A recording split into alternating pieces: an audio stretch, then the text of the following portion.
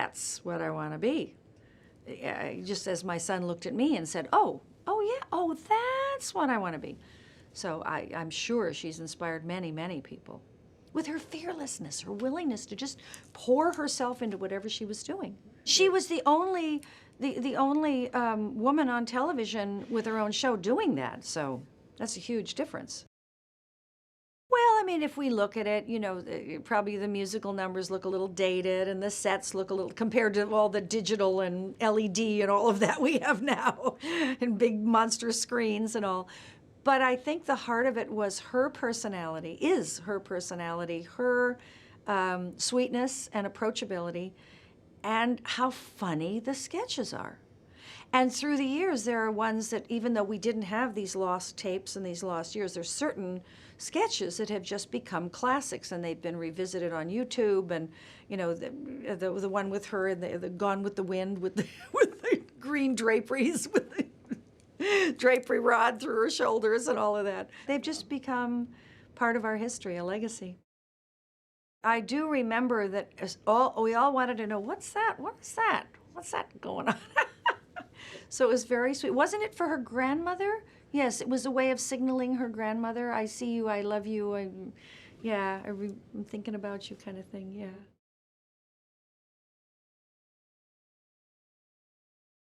Whew. Iconic, talented, unbelievably capable of anything. And it's sweet. And what a nice smile. And red hair. Should I keep going?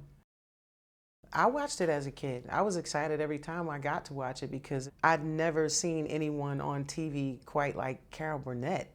It was so funny.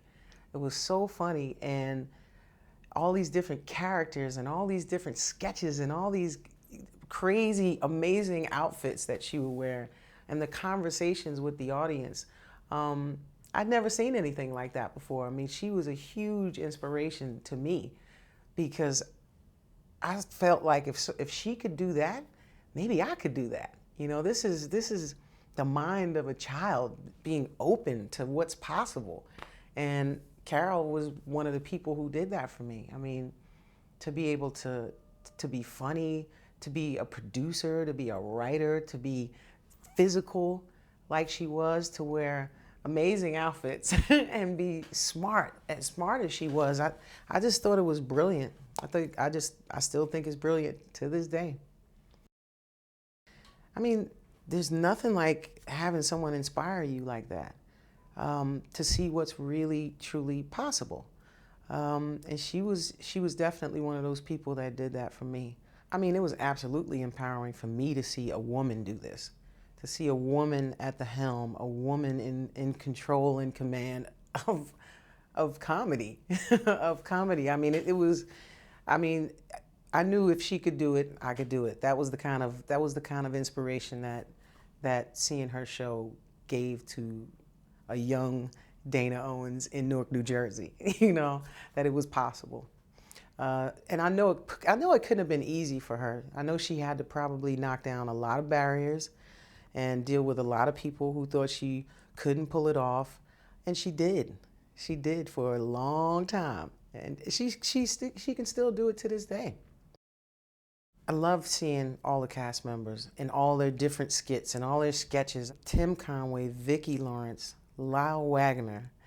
I mean, it was just so funny to see all of them do these sketches together. And Lyle was always like this dashing guy, but you could always pull one over on him, but he sold it so well. Tim, come on. I mean, who could just take 2 little steps and just make you laugh so much? One of my favorite things to watch about the show was when they would break character. They would laugh through these scenes because they would be in stitches laughing at each other. And it was hard for them to stay in it because they were seeing what we were seeing. I laughed even more when they would kind of break because I knew it was as funny to them as it was to me. Having met Tim Conway, I can see how impossible he must have been on set to try to, do a scene with, because he's so quick-witted, he's so fast, and he You could just see it. They would do this to each other like every single time, and Harvey just could not keep it together, which made it much more fun for me because maybe there was some inside thing that had happened. I wasn't sure, but it didn't matter because the way it came across to me as a viewer, it was still so funny that I kind of wanted to know what is he doing? What did he do this time? Like, what kind of crazy thing is he going to come up with to make Harvey laugh during the scene? Because I know it's going to happen. I'll tell you, I think the writing on the show was brilliant. I think the characters became so, you became so familiar with the different characters. But ultimately, I think it was about Carol, and I think it was about that cast. I think the chemistry between them was just something that you had never seen on television before. And the song at the end was just so endearing. It's something that kind of resonated with everyone. It was sort of this dreamy ending to a hilarious night, but it all kind of came down to this magical, sweet ending, and you couldn't wait to see it the next week. You know, it was something you just had to see again. But I think it's just good quality writing, quality humor. Writing like that stands the test of time. It never fades. If anything, people nowadays need to watch the Carol Burnett show and take a few pointers, because no one's ever been able to do a variety show like Carol Burnett. It just does not exist. I'm so glad we had this time together, just to have a laugh or sing a song.